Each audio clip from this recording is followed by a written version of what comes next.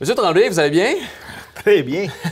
On est à la Maison des Jeunes aujourd'hui, qui est quand même un bon choix, je pense, pour réaliser l'entrevue, parce que c'est super vivant ici. J'imagine que vous êtes assez familier avec la maison.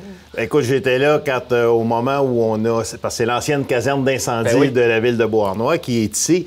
Et j'étais sur le conseil lorsque la décision s'est prise de la céder pour faire la Maison des Jeunes. En fait, je dirais même le pavillon Charlotte Belzile qui, pour moi, représente beaucoup du travail qui a été accompli pour la Maison des Jeunes, autant de par l'implication de Charlotte qu'aujourd'hui de voir ce lieu-là qui est utilisé. Je trouve ça fantastique.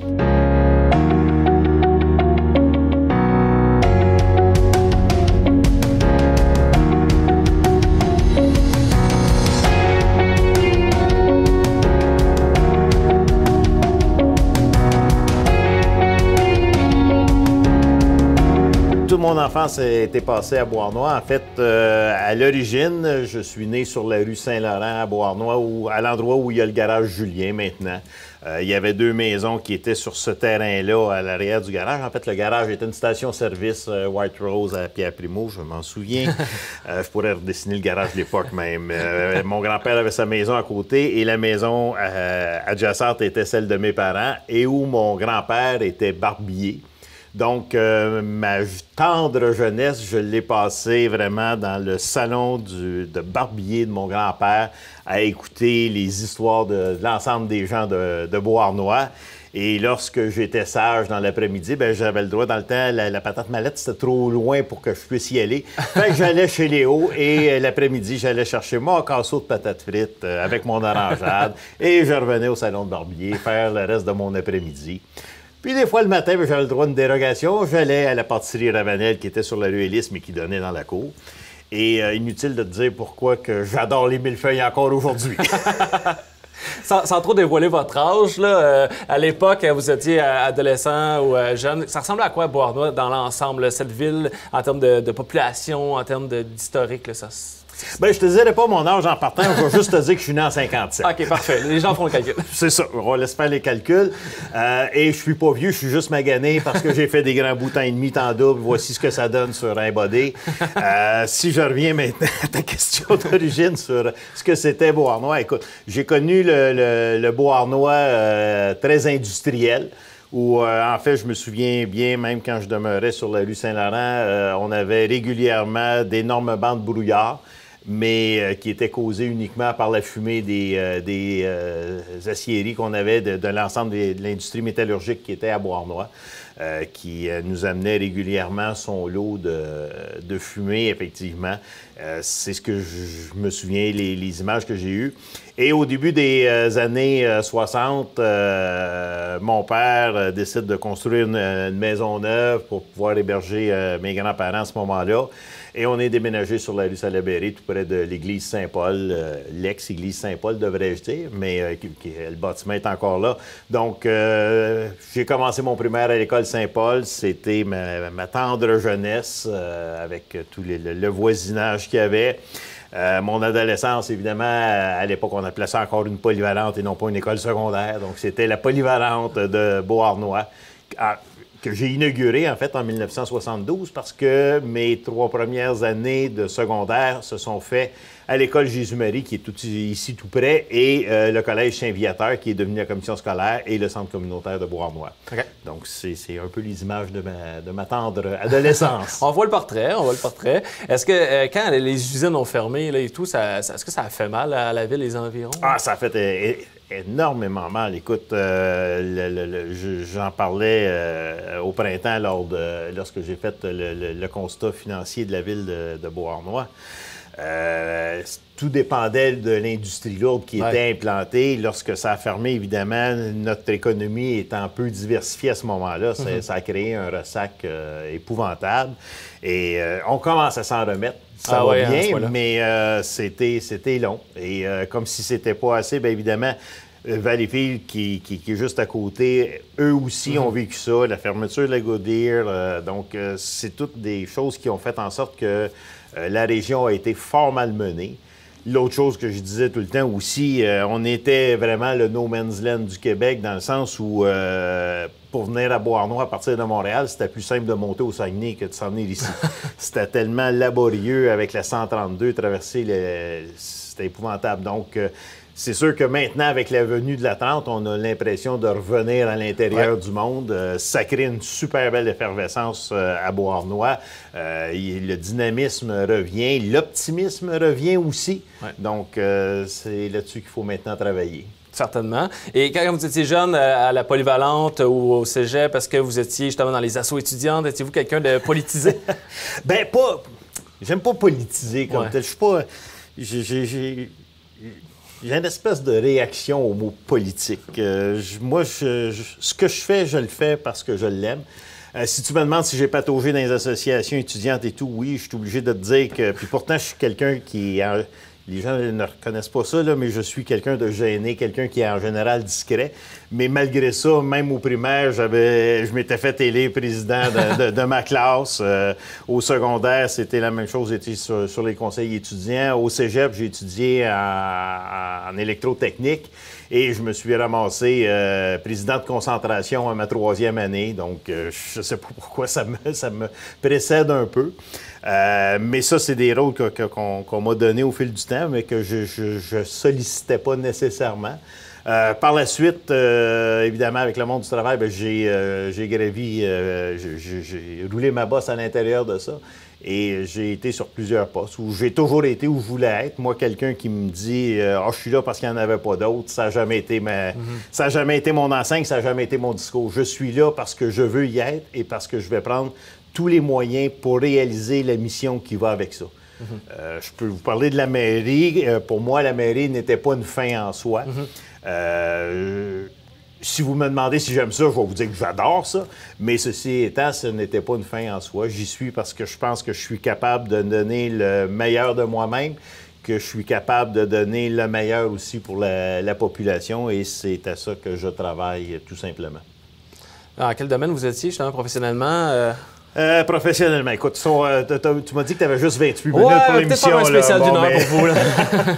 Ah, bien écoute, on fera l'épisode 1, l'épisode 2. Voilà, peut-être que finalement, ce sera une série comme 30 vies, on ne sait jamais. Bon. Peut-être rendu à là, 30 vies finalement. Donc, écoute, professionnellement, comme je disais tantôt, j'ai étudié au Collège de Valleyfield en électrotechnique. J'ai commencé à Hydro-Québec comme ce qu'on appelait à l'époque électromécanicien. Donc, c'était dans les sous-stations électriques, les gros équipements que l'on voit, les transformateurs, les disjoncteurs, les sectionneurs, c'est vraiment ces gros équipements-là. Donc, constamment en plein air, ce que j'adorais, mais qui n'allait pas tout à fait avec les connaissances techniques que j'avais acquises, mais qui était super génial. J'ai aimé ça pendant 3 ans et demi où j'ai fait ça. Mais évidemment, à un moment donné, tu veux mettre à profit un peu tes connaissances académiques. Donc, j'ai appliqué comme technologue à ce moment-là. Donc, j'ai transféré dans ce domaine-là au niveau des ce qu'on appelle les automatismes. Donc, à ce moment-là, on était sur tout ce qui contrôle le réseau. Donc, les gros équipements qui sont à l'extérieur sont beaucoup plus basés sur de la mécanique. Là, je travaillais vraiment sur la partie électrique, donc tout ce qui est commande, tout ce qui est protection de ces équipements-là pour s'assurer, justement, lorsqu'une ligne tombe, ou reprenons le célèbre épisode du verglas, bien évidemment, s'il n'y a pas eu d'électricité dans les fils le temps qui était à terre, c'est parce que les mécanismes qu'on avait travaillé à mettre en place, bien, protégeaient les équipements, puis protégeaient aussi la population par le fait même. Donc, j'ai fait ça jusque dans début des années 90, et à ce moment-là, j'avais fait le tour parce que le poste Châteauguay, qui est ici tout près, et malgré que j'ai travaillé à Hydro-Québec, j'aimais la centrale, soit dit en passant, pas parce que je voulais pas, parce que ça n'a pas donné. Mais j'ai travaillé au poste Châteauguay, qui est tout près, et au moment où on a fait l'installation d'un système pour être capable de mailler le réseau d'Hydro-Québec avec le réseau new-yorkais. C'est une espèce de grosse éponge, finalement, qu'on a faite entre les deux réseaux. Et à ce moment-là, c'était des équipements qui étaient vraiment la fine pointe de la technologie. Donc, j'ai travaillé à la mise en route de ces équipements-là et au dépannage pendant les 6 dernières années de ma carrière active comme technicien. Et par la suite, bien, par déformation, je suis devenu plus syndicaliste. Donc, j'ai été secrétaire général du syndicat des technologues d'Hydro-Québec pendant 10 ans. Et après 10 ans, après avoir fait, là aussi, je pensais avoir fait pas mal le tour, je suis devenu conseiller syndical. Et là, j'ai changé carrément de domaine parce que j'ai été dans le secteur des affaires sociales, j'ai été dans le secteur des affaires municipales, j'ai été dans le secteur des télécommunications avec Vidéotron. Reconnaissez-vous ça, Vidéotron? Oui, ça dit quelque chose. Ça vous dit quoi? Alors, j'étais là pendant 2 ans au moment où Vidéotron voulait justement se développer au niveau de la téléphonie cellulaire. Vidéotron était sorti d'un gros conflit au début des années 2000 et j'arrivais dans cet après-conflit-là avec une toute nouvelle dynamique. Fait que j'ai travaillé à ça. Je suis retourné dans le milieu municipal parce que j'ai négocié dans le milieu municipal au moment des diffusions de la Ville de Montréal. Et là, je suis retourné cette fois-là pour faire la négociation centrale. Donc, j'ai travaillé quand même sur des gros dossiers. Et j'ai fini coordonnateur d'ailleurs du secteur municipal. Puis après ça, j'ai été dans les sociétés d'État. Donc, la SODEC, la Société des alcools du Québec au niveau des entrepôts de Montréal et de Québec. Donc, j'ai négocié, j'ai plaidé devant les tribunaux administratifs au niveau des arbitrages. J'ai fait des dossiers devant la CSST à l'époque, aujourd'hui qui est la CNESST. Donc, j'ai débattu des dossiers, j'ai fait des négociations. J'ai été porte-parole de négociation des tables centrales. Donc, c'était les 18 dernières années de ma vie. Et maintenant, un nouveau défi depuis le mois de novembre, celui de maire à la Ville de Beauharnois.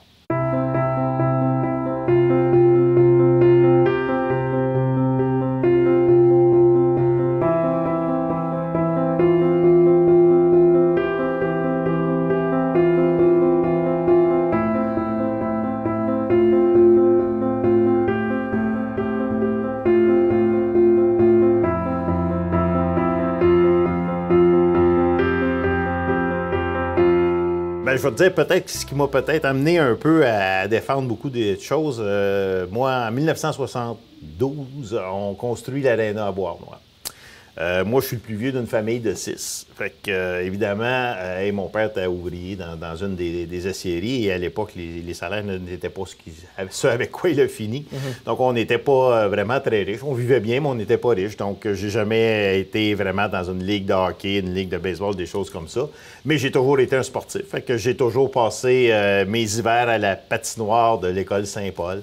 Et avec la construction de l'aréna, on dit « Fini les patinoires extérieures ». J'ai dit, c'est parce que moi, je n'irais pas jouer à l'aréna, que vais-je faire? Alors, je ramasse mes chums, puis on a monté une pétition. On a monté une pétition pour conserver notre patinoire extérieure.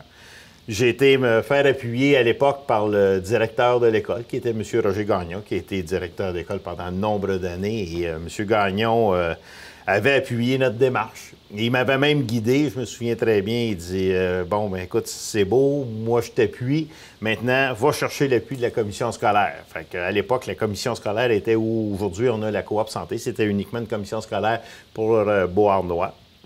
Je me ramasse à la commission scolaire dans un soir d'assemblée de commissaires. Je me souviens, j'ai 14 ans à ce moment-là, j'arrive là, puis avec mes feuilles, j'en shake un peu, puis comme je dis, j'étais gêné, effectivement. Donc, j'arrive sur place et là, je leur dis, bien, écoutez, je veux conserver la patinoire, je suis prêt à m'en occuper bénévolement. La seule chose que j'ai de besoin, c'est que vous puissiez fournir l'huile pour notre système de chauffage pour que mes boyaux ne gèlent pas. Fait qu'ils disent, oui, pas de problème, nous, on va t'appuyer dans cette démarche-là. Fait que je retourne voir M. Gagnon. Bien, il dit, oui, c'est beau, mais il dit, maintenant, il faut que tu convainques la ville qu'il faut qu'ils viennent faire la patinoire. Fait que je pars avec ma gang de chums et on se ramasse au conseil municipal de Beauharnois, qui était présidé à l'époque par M. Charles-René Gagnon, je m'en souviens très bien. Et là, j'arrive là, puis c'était l'ancien hôtel de ville qui était maintenant où il va y avoir la marina. Et je me souviens de la salle, comment c'était imposant. Et là, arrive la période de questions et je me relève. Je me vois encore shaker, je pense. Et là, je m'adresse au maire avec ma pétition en disant qu'on veut avoir notre patinoire, que tous ces jeunes-là qui sont avec moi, c'est pour appuyer cette demande-là et tout. Et je me souviens très bien, un conseiller qui me rétorque, il n'y a pas de monde à ce patinoire-là. J'y reviendrai un petit peu plus tard. Ouais. Finalement, à force de faire des pressions, je finis par gagner mon point. Je l'ai gagné un peu tardivement. Ils ont fini par installer les bandes de la patinoire en plein mois de janvier. Et je me souviens que ça a pris le marteau-piqueur pour être capable de planter les piquets parce que le sol était gelé dur. Et on a réussi à démarrer notre patinoire sans expérience, avec des problèmes. La fournaise a arrêté, nos tuyaux ont gelé, on a eu tous les problèmes du monde.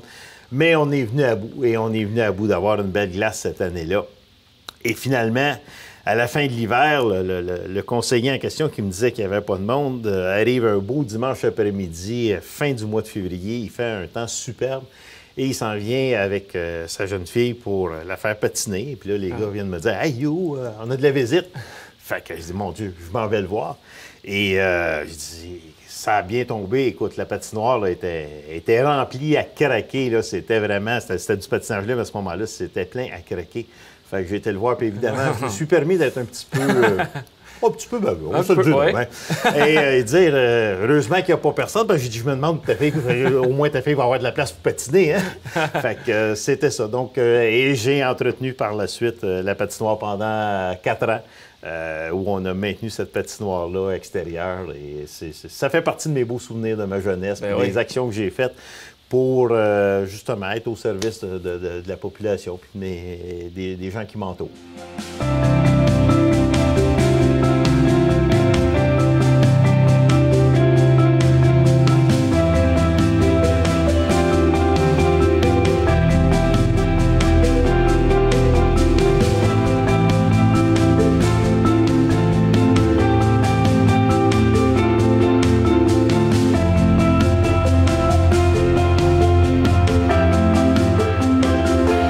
En 1994, c'est le 75e anniversaire de Meloche 8. Donc, par un autre concours de circonstances, je me ramasse co-président des fêtes du 75e, un peu à brûle-pourpoint, et on commence à se faire une programmation avec Silvio, qui était l'autre co-président. Et on monte toute une programmation, et à l'intérieur de ça, à un moment donné, on dit, bien, il faudrait que vous alliez faire une entrevue à la TV pour faire la promotion du 75e de Meloche. Bien, certainement. Fait que je suis gêné, mais les médias ne m'intimident pas. Fait que j'arrive là, moi, je suis sûr de moi, ça va bien. Mon chum est pas mal plus nerveux que moi. Mais finalement, on fait l'entrevue, ça se déroule bien. Et je me souviens, à l'époque, c'est Réal Gendron qui était un des pionniers de la TV avec Jean-Louis Daou. Puis il m'approche à un moment donné et dit « Écoute, on a besoin de quelqu'un sur le conseil d'administration. Il faut que tu t'en viennes avec nous autres. » Moi, j'ai d'autres choses que ça à faire. Mais finalement, je finis par accepter l'invitation. Et je me ramasse sur le conseil d'administration. Et en même temps, à un moment donné, il dit « On voudrait bien que tu animes. » Et je me souviens, l'émission s'appelait Politiquement Vôtre, un peu comme on fait aujourd'hui, où je rencontrais les politiciens ou des gens issus du milieu social, que ce soit des fois... écoute, à l'époque, on commençait à peine le développement des pistes cyclables ou sauvegarder du patrimoine, des choses comme ça. Donc, c'était une émission comme ça, de 28 minutes, et où j'interrogeais les gens. Et on a roulé ça pendant quand même quelques années. C'est de mes bons souvenirs. À l'époque, ça s'appelait CTGC, la TV communautaire, qu'on a développé un moment donné pour dire c'est la télé régionale pour enlever un peu d'éléments péjoratifs sur ce qu'on appelait la télé communautaire. Et aujourd'hui, vous êtes rendu TVSO, c'est fantastique. On va se forcer fort pour trouver des images de ça. Je ne sais pas si elle existe encore. Ben écoute, je peux te dire que lorsqu'on a fait les 25 ans de CTGC, j'avais été faire une présentation et on avait présenté un bout d'émission que j'avais tourné à l'époque. Et là, je regardais ça, je dis, hey boy! Bon, il y avait deux choses. Premièrement, j'avais les cheveux noirs, j'avais la barbe noire et j'avais des cheveux. Là, tu regardes ça et je me souviens, l'épisode qui avait sorti, c'était un bout d'émission qu'on avait fait à l'extérieur, tout près de la centrale. Il faisait un froid de canard, il ventait. J'essaye de me souvenir, là, live, du nom du caméraman. Malheureusement, ça m'échappe. Mais écoute, il a fini la session complètement gelé. C'était... D'habitude, j'avais pas de misère, mais ce coup-là, je pense qu'il avait passé une coupe de bloopers parce qu'il y en avait eu quelques-uns. Tu sais, quand tu veux trop bien faire puis que tu dis, hey, c'est pas le temps de manquer ma shot, là, ben, c'est ça. C'était la fois. Mais non, c'est ça. Je regardais ces images-là et je dis, hey boy, ils ont creusé loin.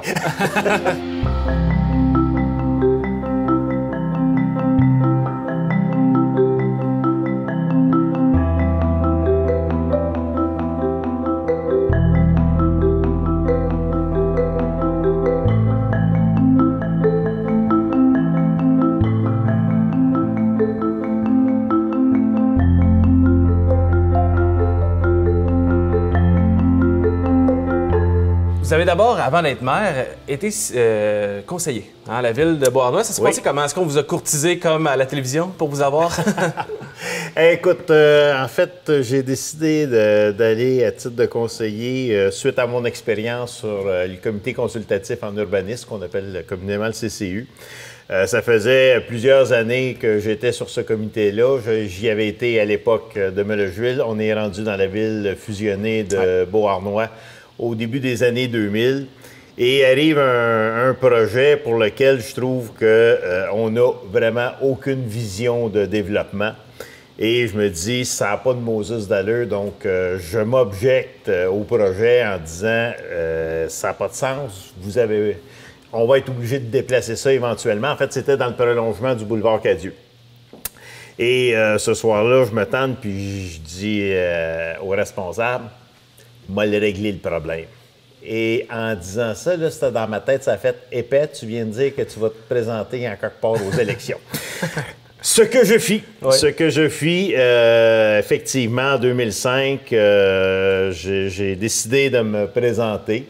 Comme maire? Non, comme conseiller. Comme conseiller dans le district, à l'époque, c'était le district numéro 6, dans le fond, dans le district de Meloche-Ville. C'est Daniel Charlebois qui était maire à ce moment-là. Et j'ai décidé de me présenter sous sa bannière.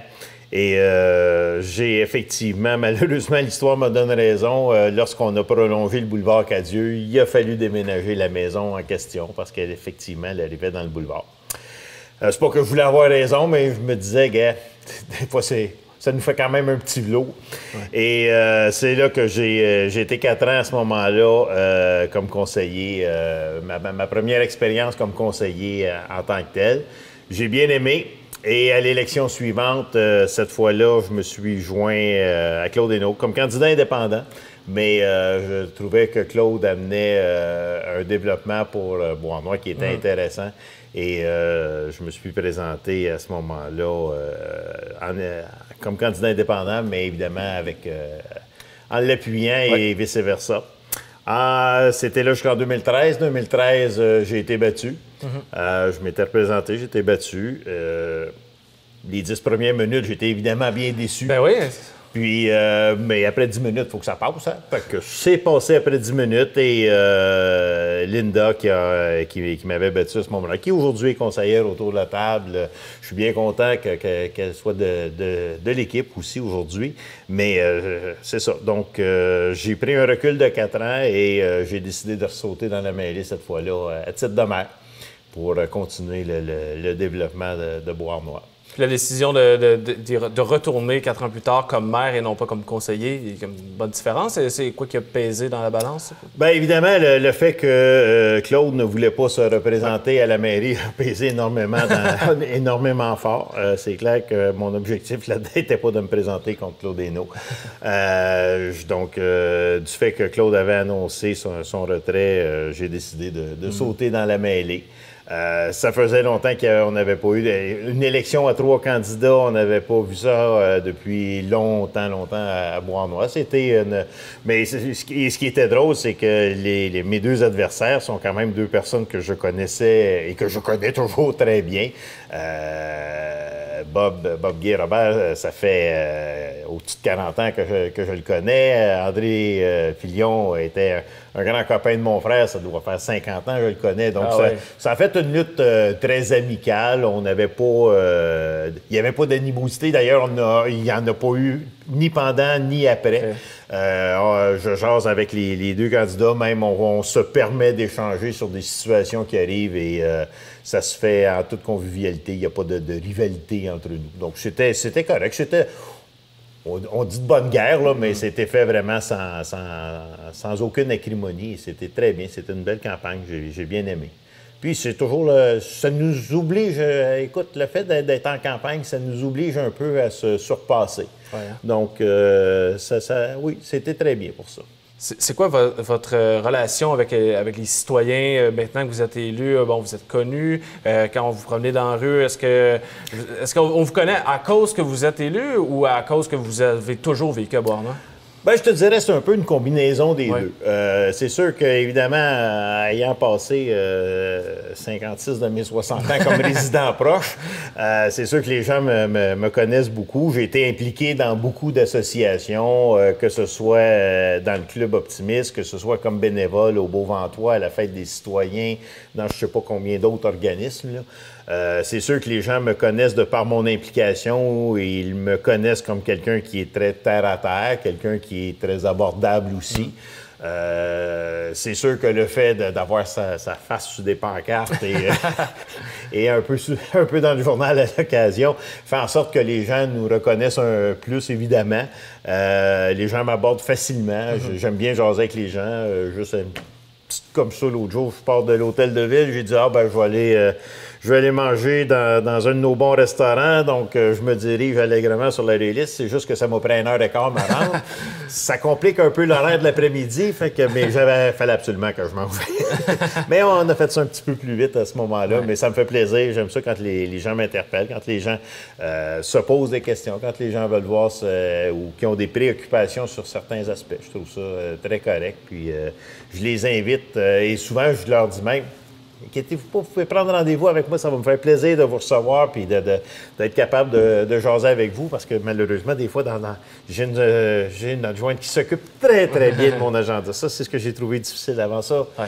Un agenda bien rempli, j'ai toujours eu ça. Par contre, la difficulté, pas la difficulté, mais ce que j'ai eu à m'adapter, c'est que c'est plus moi qui le gère. Ça, j'ai trouvé ça difficile. Il y a encore des fois. Ah ouais, hein? Mais Chantal me fait ce travail-là d'une façon extraordinaire et je lui lève mon chapeau parce que il a juste fallu que j'y rappelle que entre un rendez-vous à Beauharnois et un rendez-vous à Montréal, que j'avais pas de téléporteur, par exemple. Il fallait qu'elle me garde un peu de temps entre les deux. Il y a eu plusieurs dossiers qui ne sont pas réglés, mais tout de même, il y a eu la 30 entre-temps, il y a eu la Catherine Spirits qui est presque partie, ou du moins une grosse partie est faite, 150e qui est passé, la Fête des citoyens, il y a beaucoup de choses qui se passent. Comment on entrevoit un mandat qu'on arrive là, en 2017, là, puis qu'il y a plein de choses qui se sont améliorées grandement depuis votre jeunesse? Écoute, le dynamisme a changé, j'en ai parlé tantôt un peu. C'est sûr que le dynamisme a changé, l'optimisme est revenu. Donc, c'est sûr que ça aide au niveau de générer les activités, de la participation citoyenne et tout. On ne réinvente pas le bouton à 4 trous. Hein? Donc, ce qu'on essaie, c'est effectivement de poursuivre ce qui est toutes les choses qui vont bien. Évidemment, on va y mettre nos couleurs à l'intérieur de ça. Il y a des choses qui sont aussi, dans certains cas, à corriger, d'autres simplement à améliorer. Donc, on va y travailler ardemment pendant ce mandat-là. On arrive déjà à presque 1 an en poste. Donc, ça va vite. Ça va vite, ça va très vite même. Mais non, je suis pleinement confiant. Ce qu'il faut, c'est continuer. Il faut, comme j'ai dit au mois de juin, oui, c'est vrai, le temps passe vite aussi. Au mois de juin, je disais, il faut continuer de développer notre économie, de ne pas faire en sorte comme dans les années 50-60 où on a dépendu uniquement de la métallurgie, être capable de diversifier notre économie, être capable de dynamiser tout ça, puis s'assurer justement de la meilleure des pérennités au fil du temps.